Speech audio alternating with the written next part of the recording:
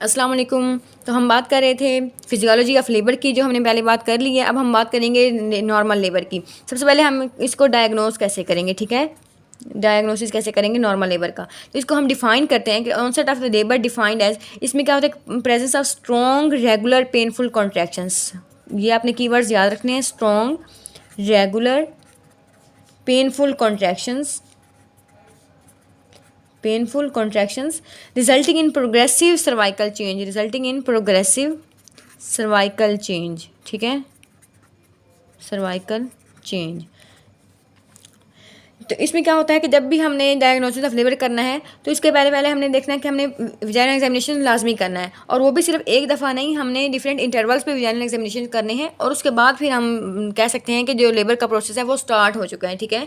तो जब हम विजाइनल एग्जामिनेशन करेंगे तो उसमें हमने क्या देखना है कि इफेसमेंट देखनी है और डायलिटेशन देखनी है, ठीक है। इफेसमेंट और डायलिटेशन ऑफ द सर्विक्स, ठीक है। अगर हमें लॉस ऑफ शो फील हो रहा है, लॉस ऑफ शो का मतलब होता है कि जो हमारे पास ब्लड स्टेन जो प्लग है वो पास करेगा यूट्रस की, ठीक है। ये क्या है कि ब्लड स्टेन प्लग जो है वो पास करेगा सर्विक्स से। और इसके अलावा क्या है कि spontaneous rupture of membrane, SROM, spontaneous rupture of membrane, ये शो हो रही हो, ये दो चीज़ें शो हो रही हो, तो हम ये नहीं कह सकते श्योरिटी से कि जो लेबर है वो स्टार्ट हो जाएगी। जब तक हम विजाइनल एग्जामिनेशन करें और हमें इफेसमेंट और डायलिटेशन फील हो, उसके बाद ही हम इसको डायग्नोज कर सकते हैं कि लेबर जो है वो स्टार्ट हो गई है, ठीक है। अब हम बात कर लेते हैं स्टेजेस ऑफ लेबर के, ठीक है। बेसिकली हमारे पास 3 स्टेजेस हैं लेबर के, stages of labour.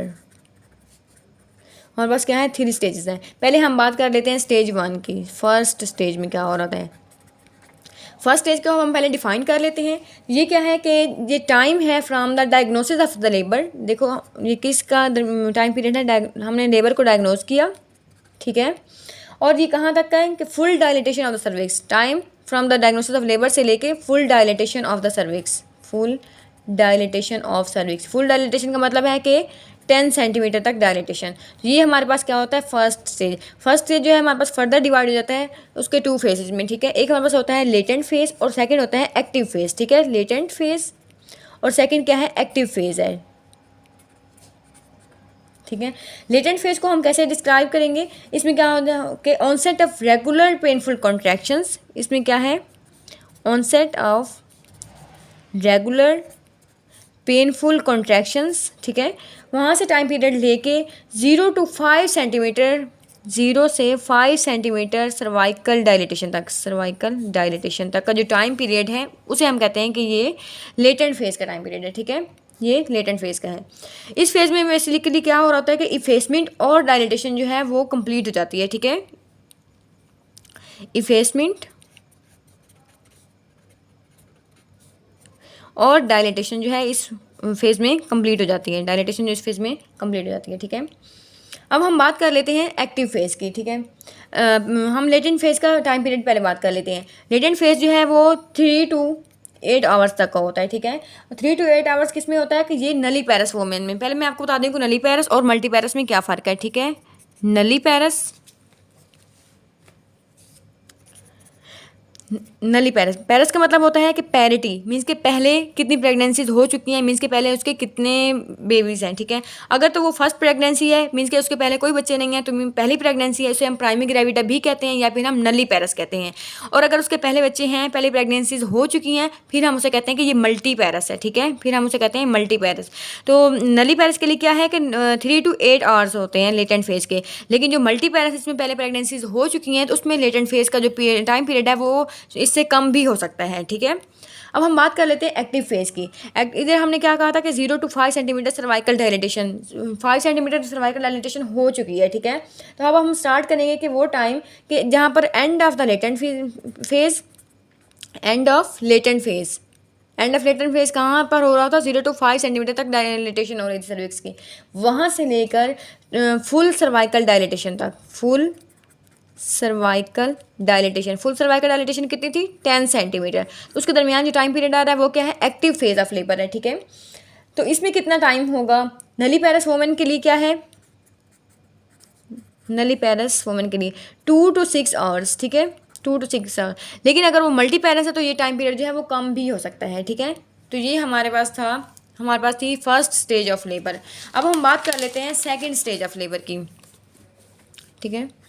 Second stage of labour,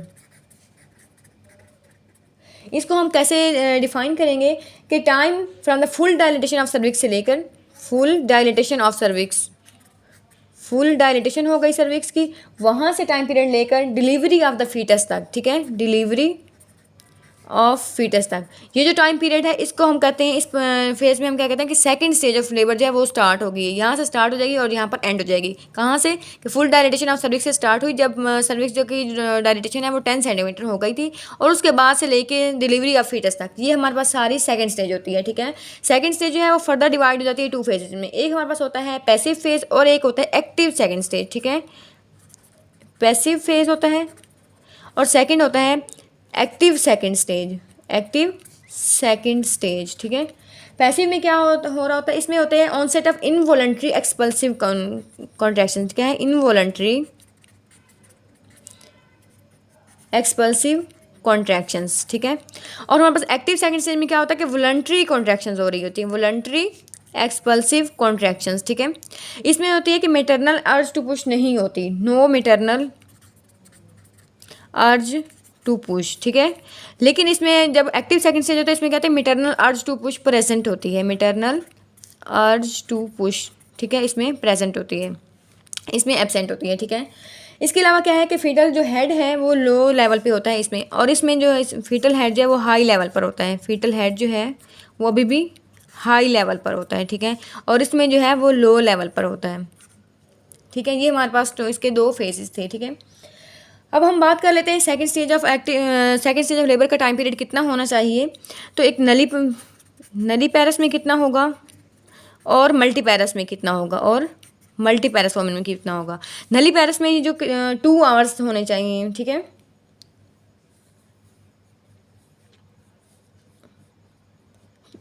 नली पैरस में कितना होना चाहिए, 2 आवर्स, ठीक है। और मल्टी पैरस में कितना होना चाहिए, 1 आवर।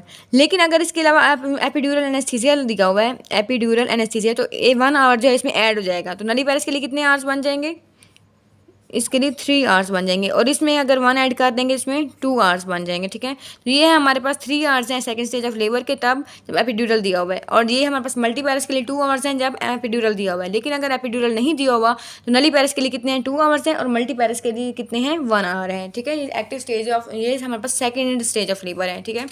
अब हम बात कर लेते हैं थर्ड स्टेज ऑफ लेबर की, third stage of labour, third stage of labour, ठीक है। इसमें क्या हो रहा होता है, ये जो टाइम पीरियड है डिलीवरी ऑफ फीटस से लेकर, फीटस जो है वो सेकंड फेज में डिलीवर हो गया था, ठीक है। डिलीवरी ऑफ फीटस से लेकर जो टाइम है कंप्लीट डिलीवरी ऑफ प्लेसेंटा तक, ठीक है, कंप्लीट डिलीवरी ऑफ प्लेसेंटा, उसके दरमियान तक का जो टाइम है वो किस में आता है, थर्ड स्टेज ऑफ लेबर में। और नॉर्मली जो है इसमें 30 मिनट्स का टाइम पीरियड है इसका, ठीक है, थर्ड स्टेज ऑफ लेबर का। अगर 30 मिनट से ज़्यादा टाइम लग जाता है कंप्लीट डिलीवरी प्लेसेंटा में, तो वो जो है एबनॉर्मल में लेबर में आ जाएगा, ठीक है, एबनॉर्मल लेबर में, ठीक है। अब हम बात कर लेते हैं ड्यूरेशन ऑफ लेबर की।